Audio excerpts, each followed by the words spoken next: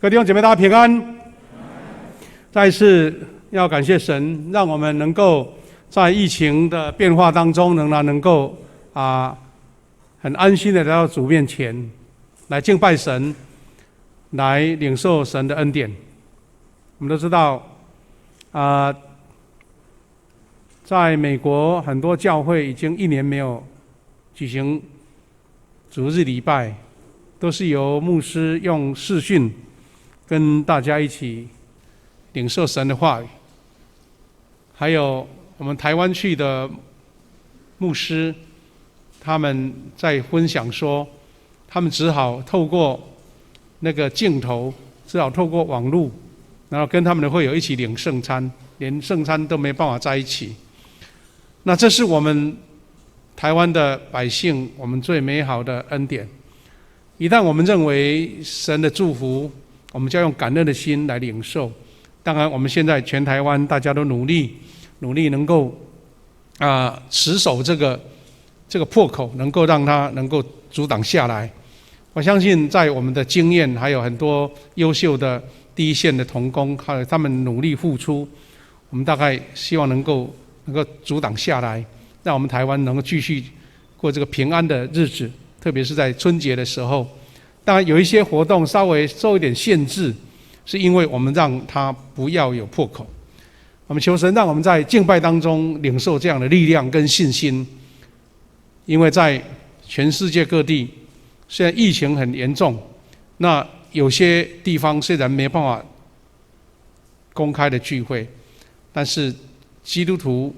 信仰的需求更大，有的是透过网络，透过讯息，他们希望能够得到一个属灵的这个喂养。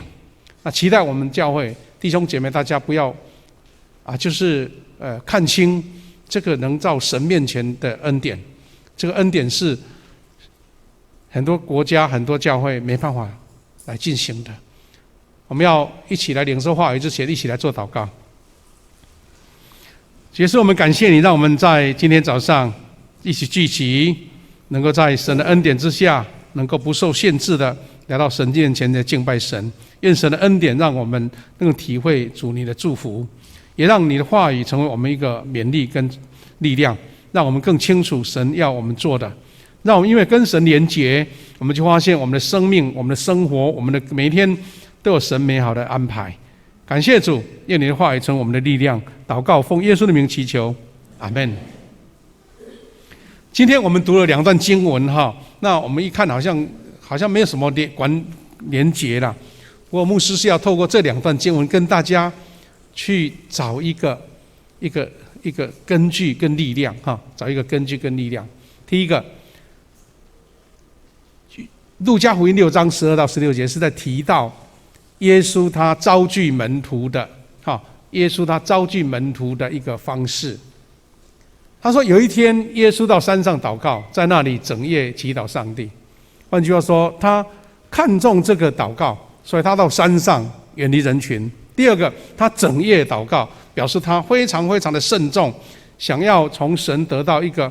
美好的一个指示，透过祷告来清楚神的旨意。然后事情发生在天亮的时候，他叫门徒到他跟前，从他们当中拣选了12个人，称他们为使徒。这段话看起来平铺直叙啦，没有什么特别，不过有几个亮点。第一个是天亮的时候，什么意思呢？表示这些门徒并没有离开他很远，他们是聚集在一起的不是各地的家人来集合，不然的话总是要早上过一段时间嘛而且第二个是，他把门徒叫到跟前来，表示这些门徒已经跟随他一阵子了，但是他是从当中挑选12个。我们可以从马太还有其他的经文里面去看到说，耶稣招聚门徒的不同的描写，对不对比如说耶稣他呼召彼得的故事大家都很清楚，因为彼得呢他在捕鱼，那耶稣就走到前面跟他呼召说，你来跟从我吧。那彼得到后来就把他所有的船上的东西就撇下来了，跟随耶稣。那这个故事到底是谁前谁后？但是我们知道，这个时候是耶稣确定12人名单，他是从许多门徒当中挑选的哦。不过这个挑选，大家不要误会，以为像现在我们的猎人头公司，对不对？我们现在什么11人力银行，哇，要挑选有什么样资格、什么资格、什么学历、什么年纪、什么性别都没有。耶稣是按照神给他的旨意，挑选了12个人成为他的门徒。下面的节是讲名字的哈，那牧师就略过。我是要用这个经文跟大家说，这个耶稣跟12个门徒是我们现代的小组事工、小组教会的一个原型。因为12个人，他还跟整个犹太人的历史非常的连结。因为雅各有12个儿子，因为以色列有12个支派，12在犹太人的这个历史环境里面是非常深刻的数字的哈。我当然不是说拘泥在1个2个，而是说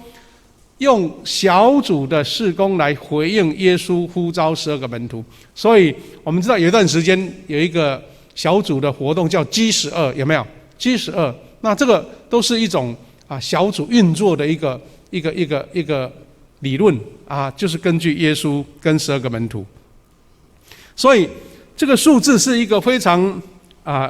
有意思的数字，也是我们小组运作非常重要的一个连接点。那第2段经文是在提到这个非常重要的经文，他说，保罗说，你们要谦逊、温柔、忍耐，以爱心互相宽容，以和平彼此联系，尽力保持圣灵所赐的合一的心。这段经文，我们有人把它制作成诗歌哈，特别是和合本的经文呐。那这些经文呢，我们是要跟大家在另外一个角度来思考说，教会的小组的聚会的一个精神，或是说我们教会里面弟兄姐妹大家一起聚集的一种属灵的一个态度，是要谦逊、温柔、忍耐、爱心。基督徒的一个性格特质是有这样的持守，是以内在的内心所建立的。然后在彼此来往的时候，当然就有互动嘛，有不同的性格，有不同的意见，有不同的脾气，有不同的观点跟背景，所以要用和平来彼此联系。和平的意思是大家不是有太多的一个争执或是一个彼此的对抗，而是用和平来连结。因为他说这个是要尽力保持的，尽力保持是用尽各种方法，要保持圣灵所赐合一的心。换句话说，我们在小组里面的事工是用这种方式看见小组里面的动力，神的恩典祝福就借由大家的一种本性的付出，谦逊、温柔、忍耐、爱心，互相宽容，用和平彼此联系，看到这一个小组的一个动力跟力量，有神的祝福在里面。因为保罗说，唯有一个身体，是在讲教会，唯有一个圣灵，是在讲神的能力在我们当中，没有其他的力量，就是神。而且也同一个盼望，这个盼望是得救的盼望，这个是上帝国的盼望，这个是恩典祝福的盼望。当我们有这样的理解，我们要一起再分享说，我们为何要推动小组事工。2个礼拜前我们有邀请2位同工来做见证，那我们再从这些经文里面去爬书，去了解说，原来我们这个小组对我们个人信仰的成长是多么大的关联跟重要。所以要推动小组事工，我们2个礼拜前有分享2段经文。小组产生力量，是因为那这个经文也写说，2个人总比1个人好。3股结成的绳子不容易折断，表示小组是一个有动力的、有能力的、有彼此能够加添祝福的。第二个是我们从小组当中去营造一个温馨的家庭的概念，因为我们是上帝的一家人，是神所祝福的百姓。各位弟兄姐妹可能有的不同时段来到教会，那我们可能会通过不同的一个分享，知道我们教会推动事工的一个历史了哈。牧师做一个简单的一个回复，或是一个分享。我们富强教会在2005年，在15年前开始推动一个革命或是一个改革了，一个更新，是我们成立的生命小组。我们现在也把它提到细胞小组。细胞跟生命都意思一样，是活的啦，活的一个小组。那我们是期待以生命影响生命，然后将团契聚会转化为小组聚会。那可能很多人一定会质疑说，以前团契都做得很好，为什么要改小组？好，那牧师等一下做一点解说，大概是以一种现代人的一个特性来看见哈。那富强教会的转型是用小组牧养，还有华语礼拜。就像现在大家坐在这边，以前长老教会很少用国语来做礼拜，所以和合本也不熟。那一些术语呢，国语的术语都听是容易听了，那讲出来讲不出来。那牧师也是从年轻时代就是受训练要用台语讲道。那也是这几年慢慢学习说，怎么样那个语言让大家听了不会觉得好像是台语换成国语这样子啊？那也是一个转化的过程了哈。那总之是因为我们的语言的共通性，现在台语固然是南部教会南部的百姓习惯的生活用语，但是在学校、在公司、在很多工作机构我们都大概用华语来做一个沟通的平台。那我们希望透过华语礼拜，让更多不同背景、不同属性、不同年纪的弟兄姐妹，也能够一起来领受富强教会的恩典，从上帝领受的恩典。那这是我们改变的一个动力。那当然，这个改变是对教会来讲是很大的突破。你知道，像一个公司要转型那不简单了，要重新来过。那感谢主，我们教会呢，那个时候也开始推动建堂，所以整个神给我们的一个呼召跟动力好像大家同时起步就对了，同时运作。那从这样的事工，我们看见神为我们预备了，因为我们有开始，神就为你预备前面的道路。有经历过这段历史的人，弟兄姐妹都知道，我们当时的教会早期呢，在牧师在上一届任期的当中，我们教会的人数大概就像现在第二堂礼拜，有时候人少一点变150几个大家彼此聚会都在一起，所以很认识，从大到小男男女女或是长辈儿童，大家都认识，好像一家人一样。不过当时我们的蔡牧师跟很多核心同工领受这个呼召，我们认为说东区的发展，神是要我们透过更多不同样的一个圣工，能够祝福更多的人。我们不只是要享受那个小教会，那个小而美的教会那种温馨甜蜜而已，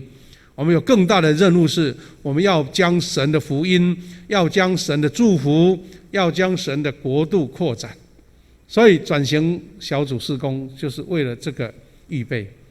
果然神也预备了，我们不只建造了这一间新的教堂，神还为我们预备了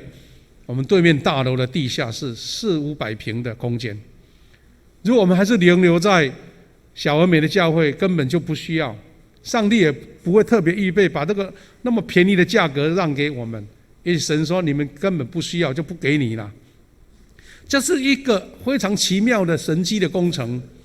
那建造我们现在这个教会的模式，当然我们在第二堂礼拜华语礼拜的弟兄姐妹比较习惯小组事工了。我牧师要跟大家再分享一下这个小组事工为什么有这个需要，而且要那么的强调，因为这个是最符合圣经教导的事工。除了耶稣的12门徒以外，上帝借由摩西来设立10夫长，作为领导百姓最基本的单位，在出埃及记这边有记载。这边的记载是这一段话这样写说：除此以外，你还要指派一些能干的人做以色列人的领袖，每1000人要有一个领袖，然后100人、50人、10人都应该有领袖，他们必须是敬畏上帝、可靠、不接受贿赂的人。换句话说，百姓同样是百姓，一大堆人就听摩西画当画塞大家出发停止都一样照章行事，但是里面很多小事情摩西处理不完呐，所以他的岳父叶特罗就告诉他说：神要你这样做，1000人、100人、50人、10人，这是一个圣经当中非常经典的一个组织模式、领导模式，从那个时候就建立了。所以我们教会呢，小组事工其实是有圣经根据的，是因为旧约摩西他借由这样的领袖，让所有的人都同样得到照顾，因为10个人很好关心，很好照顾。所以呢，我们现在的军事单位，我们当过兵的男生都知道，我们一般有9条好汉，对不对？9条好汉在一班，那加班长呢，也是10个人就是非常有趣的这应该是我们看到从那么深远的历史背景，其实都有这样的根据在，因为这样才能够有效的行动，有效的处理各样的事情那我们刚刚也看到说，耶稣亲自教导培训12个门徒。昨天谢牧师在分享这个前人更新营的时候，有提到说，我们期待我们教会的祷告会由你来参加，由你来参与，我们要达到像当时马可楼初代教会马可楼有120个上帝的主耶稣的门徒一起敬拜，一起祷告，这是一个恩典的数字，一个神赐福的数字，是一个教会复兴的一个根基。那我们可以看见说，耶稣原先呼召了12个门徒，后来扩展成120个，也是核心的同工就对了。那这一群人就是当时宣教的主力，因为他们都共同领受了主耶稣到普天下传福音的一个教导。那我们也看到保罗他在使徒行传所记载，不同阶段到地中海沿岸各地去传福音，都有循着这样的模式。他有时候是3个人一组，或是2个人一起，要不然他就是呼召了提摩太，然后跟随他一起，是有小组性的一个团队来传福音。所以呢，各位弟兄姐妹，我们如果从新受洗的会友，你就觉得很习惯嘛，反正就是要参加小组。像刚刚我们的紫兰小组唱诗歌，他们一小组一发动练诗在礼拜6练诗，礼拜5练诗，那现在就可以献诗，不用到处去找人了，因为他们小组一发动就马上进行。所以这个是现代化的教会的主流事工，是公认对教士增长最有帮助的运动。因为小组很像蚂蚁雄兵一样，很像一个非常有效率的一个团队。那我们知道世界最大的教会叫纯福音教会，韩国他们在推动小组是教会的先驱的，他们大家都还搞不懂什么叫小组，他们就在做家庭小组了。那牧师曾经有好几次去参加他们的一个特会特会他们都会在礼拜5特别安排我们去参观，等于是观摩他们在各地举行的小组。那我们都会在饭店被分派，比如说我这一组的就来这边找，有2、3个就被接走了，就是被那个小组的弟兄姐妹有人开车载你去，或是你自己搭地铁，然后去参加他们那个小组的聚会。哇，我们那个时候好几千人呢，都容纳得下，因为他们的小组太多了，有几万个小组，然后在各地各家庭同步运作。去参观，其实他们的小组聚会也是非常的单纯就像我们现在小组聚会一样，但是因为他们的小组长非常的委身，他们小组长很用心去招呼、去接待，去勉励，然后大家通过他们那一周所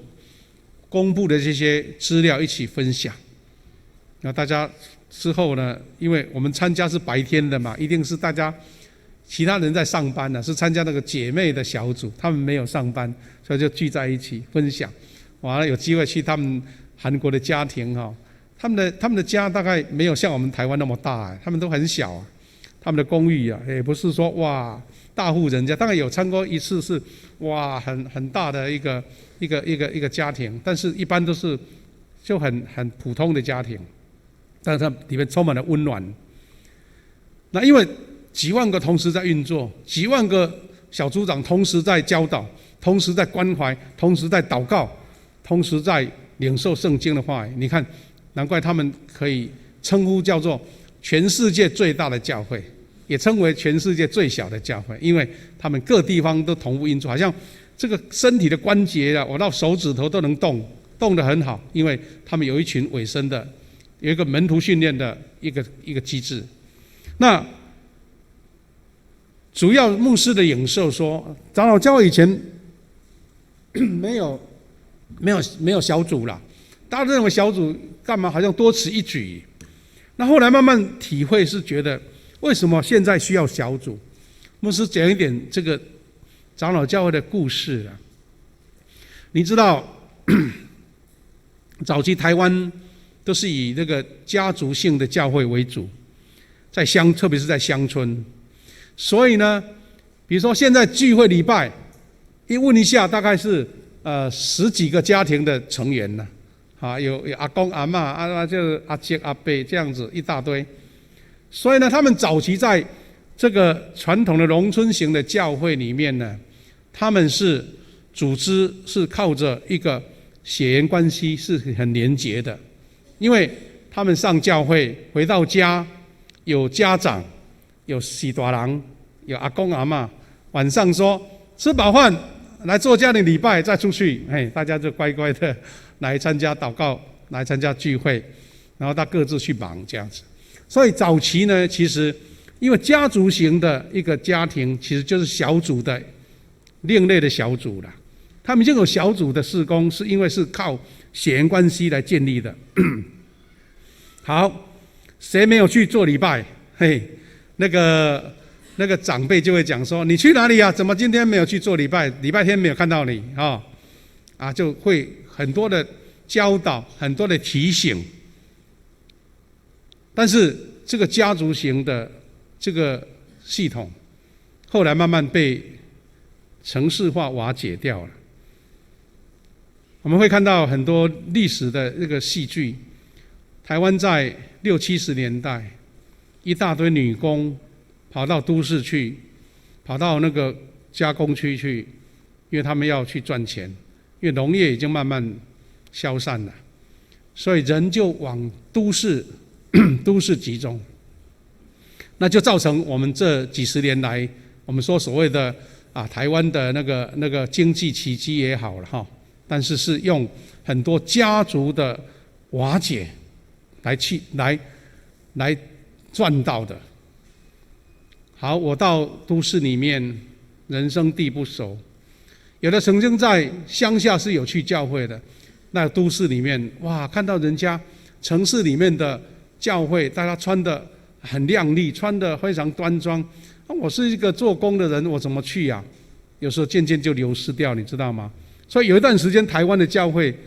这个基督徒是在下降的，因为都隐藏到巷弄里面了。他如果信仰不够坚定，他就不大敢去另外一间教会。也许放假了，或是假日又回到自己的故乡，才会去教会。所以呢，我说的小组事工，其实是现在工商都市型的教会取代补足农村的家族型的教会有效的牧养方式。以前是长辈教导、关心、呵护、鼓励，现在是变成一个这个属灵的家族了。所以我们各小组呢，你们都会被称为组长，都会变成主爸主妈，对不对？那个不是乱称呼的，那其实是真的有根据，是因为我们要成为一个有机的有机制的属灵的一个大家庭。感谢主，我们在座比例很高的人参加小组，你一定要认知这个小组对你的帮助，不然的话，你觉得好像多了一个聚会。因为我们还是一个小家庭在啊，那个运作还是在啊，那为什么还要来小组呢？因为小组事工可以培养现代的基督徒领袖，发掘更多合主心意的侍奉者。因为小组里面，它的一个运作能够培养领导者，能够看见一个领袖的特质在那边发生。因为小组的建立，如果没有一个好的小组长，一个委身的小组长，一个愿意为神付出摆上的小组长，这个小组基本上是一个空壳子啦，只是有组织，但是没有运作；有组织，但是没有发挥效能；有组织，但是没有实现上帝的旨意。感谢主，小组事工是一个传福音有效的方式，因为在一个小小的单位里面，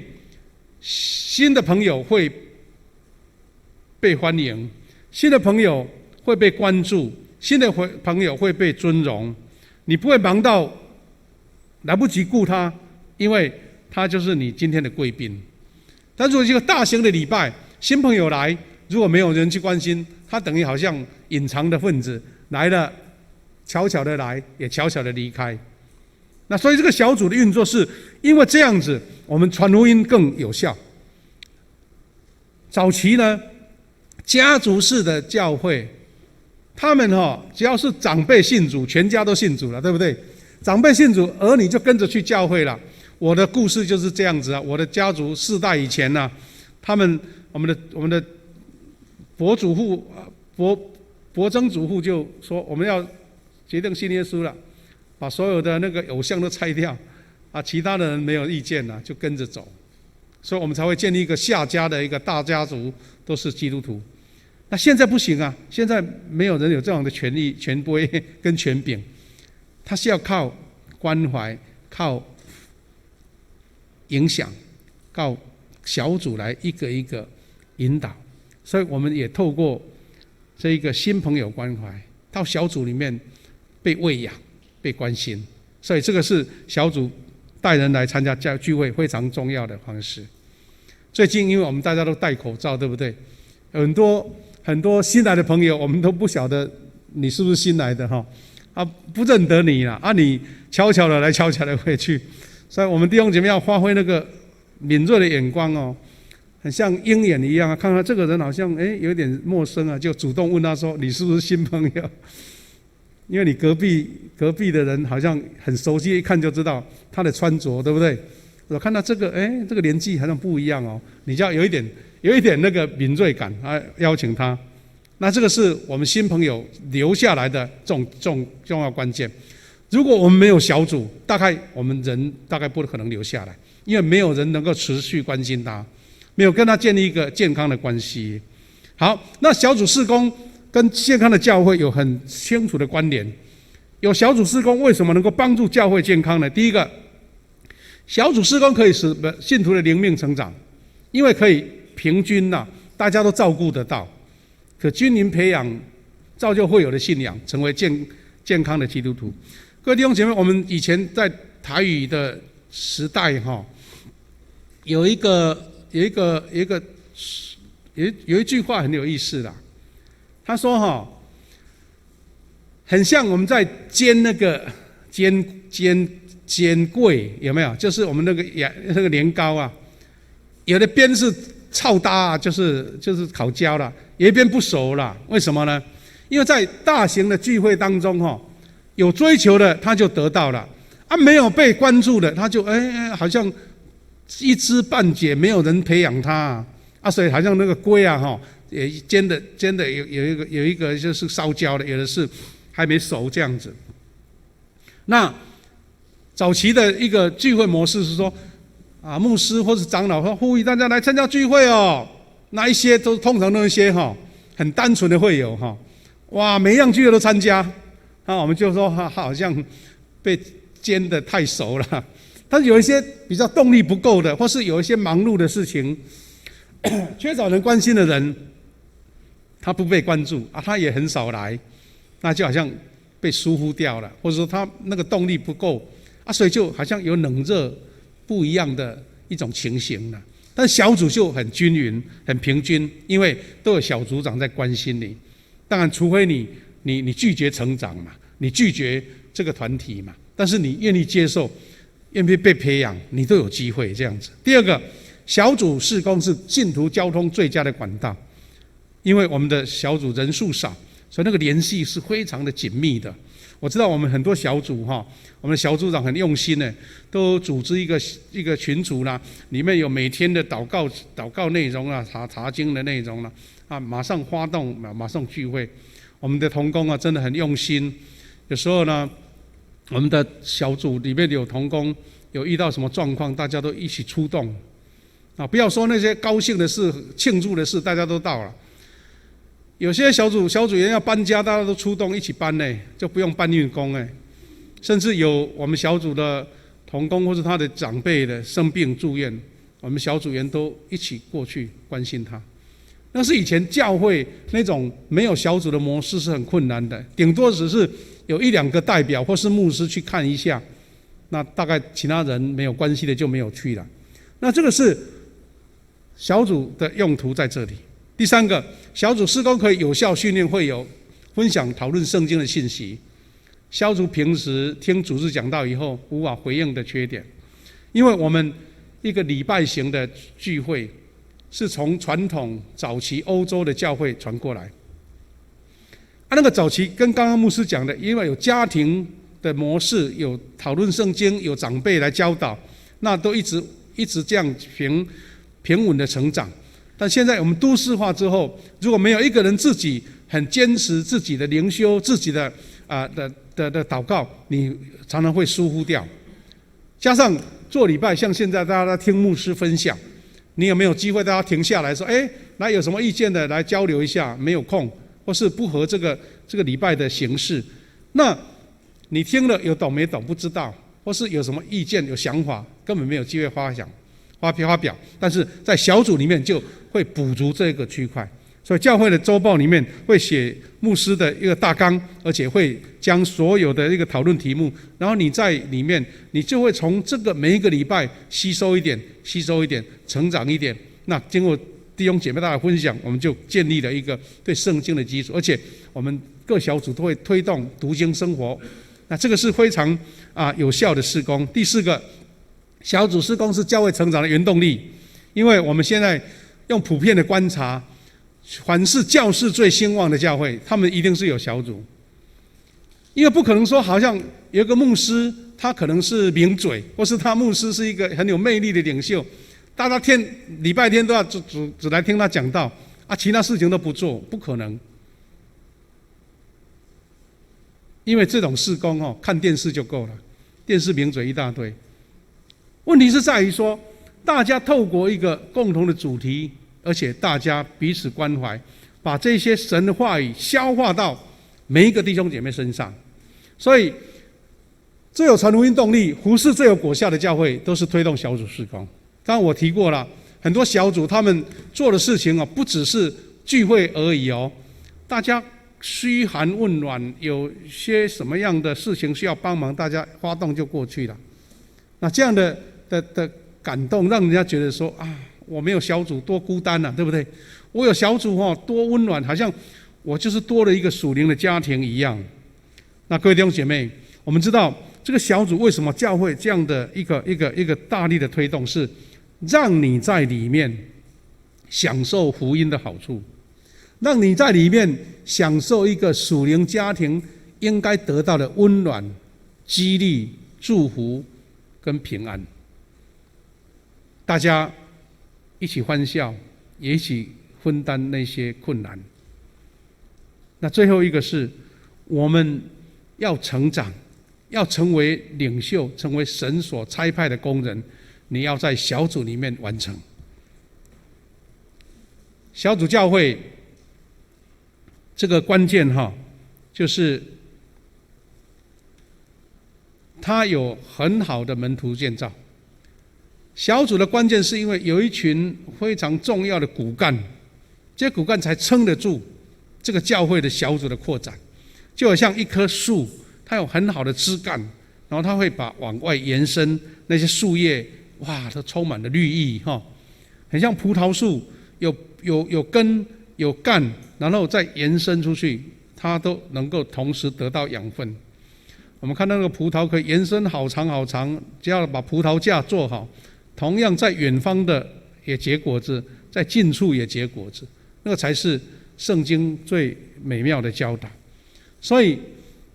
教会里面要产生领袖，是用小组里面来达成的。那我们教会呢，为了达成这样的目标，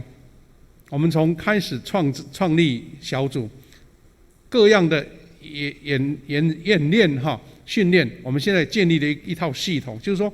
有一个标准的系统，大家借由这样的模式来做操练。我们的门训系统的目标是，第一个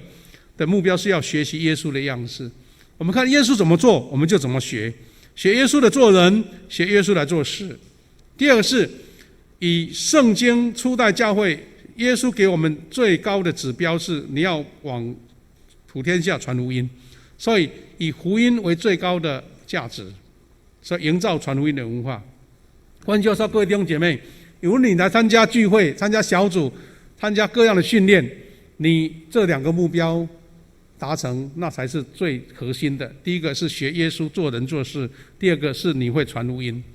这样你在神的国度里面才是被认定神恩典的儿女。做人是基督徒成长的身量，基督成长的身量，有耶稣的品格能力，他的灵性，这是我们从圣经得到教导就对了哈。那做事是什么呢？有布道的能力，所以我们会训练弟兄姐妹，大家能够有传福音的能力，有成为幸福小组的组长跟同工。但幸福小组不是唯一传福音的管道，但是我们有一个组织化啦，你在里面就能够发挥效能。当然你也可以邀请好朋友或是个人团道都很好，但是因为一个团队的有效的模式就是幸福小组。第二个是有牧养的能力，我们不只是成为基督徒，而且我还能够关心别人，能够培养别人所以成为细胞小组的小组长或是同工，这是我们门训的一个重点。我们在这个礼拜3跟礼拜4就要开始这一届的门徒训练事工了。我目的无非就是像刚刚牧师所说的，我们学耶稣做人，耶稣怎么样的灵性，他们怎样的品格，他什么样的能力，我们就按照他的模式来做。第二个是我们学会怎么样布道，我们学会怎么样牧养。那牧师简单说一下，我们可能大家很熟悉的，做一个简单的介绍，互强教会的门徒系统，这个训练系统。第一个是我们每一个基督徒一个基本的造就，就是互强门徒学校。这互强门徒学校原来是上下级啦，但是我们把它稍微合并在一起，一共有17课。17课是从最基本的信仰，然后慢慢栽培你怎么样成为一个喜爱读圣经、认识主耶稣，你成为神的门徒，然后在各样的操练17课把它完成，成为一个完整的认识神的基督徒。然后在昨天跟前天，我们举办了一个全人更新营啊，感谢主，有很多新的家人一起参加操练，是学会跟神建立关系，把一切的残累把它除去，成为神的儿女。那就是基本，反正就是基督徒的国民学校就对了，基础的课程都来这边完成。所以我期待呢，各位弟兄姐妹，你说还没有参加过这个课程，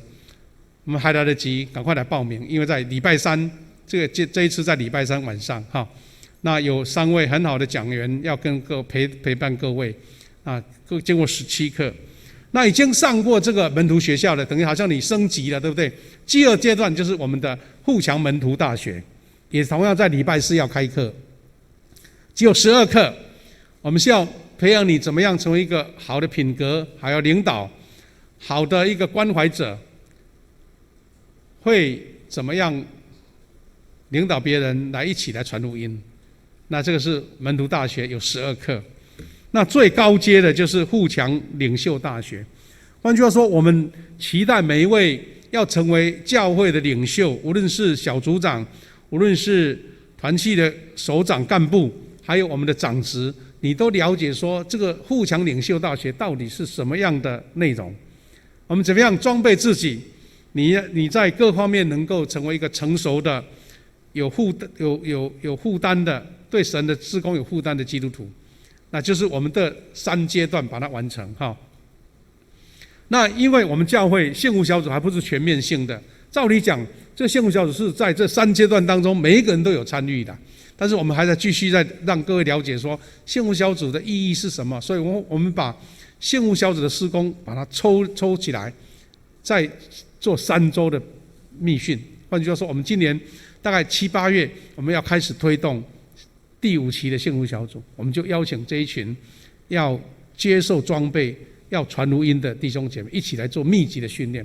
所以把这门徒学校、门徒大学里面有关幸福小组的事工，就集中在这个密训里面，让大家不会觉得好像我没有参与。不是说不学不好，因为你没有运作，好像读了那个没有用，对不对？我有学了，就像前天牧师说的，你学怎么样游泳，上了好几天的课没有下水就没用。你去驾训班听了好多课开车出去你不敢开都没用啊。你看了好几十本的食谱你不试试做你的大餐，你就做不来。那其实幸福小组也是这样的情况，不是说了解不好，是你要实际去运作，你就说原来那个美感在哪边。那期待我们这些都成为我们教会一个装备的基本。我们的教育团队呢，有很多其他不同的课程在做装备，比如说我们有查经班，我们有一些比较短期的训练，这个都是我们的会期执事在做运作。那这个是基本装备，意思说大家都有机会参与，那是教会的一个基本的课程。我期待我们因为有很好的门徒训练，很落实的门徒训练，我们就发现很多小组长被呼召出来了，很多有能力又有委身又有神的呼召的弟兄姐妹成为领袖。我们教会的训练系统内涵是有这几项：第一个是要建立一群信心刚强壮胆的一个基督徒；第二个是建立一个属灵习惯，你不会因为人家要求你才要读圣经、灵修、祷告，而是你是一个生活的基本。第三个是成为幸福小组的同工辅长，就是传福音的动力。第四个是会牧养，成为细胞小组的同工跟组长。那还有在团体的运作当中，有时候会有危机冲突发生，我们怎么样去处理？那这就是我们互相教会这个门训。我期待呢，各位弟兄姐妹，你如果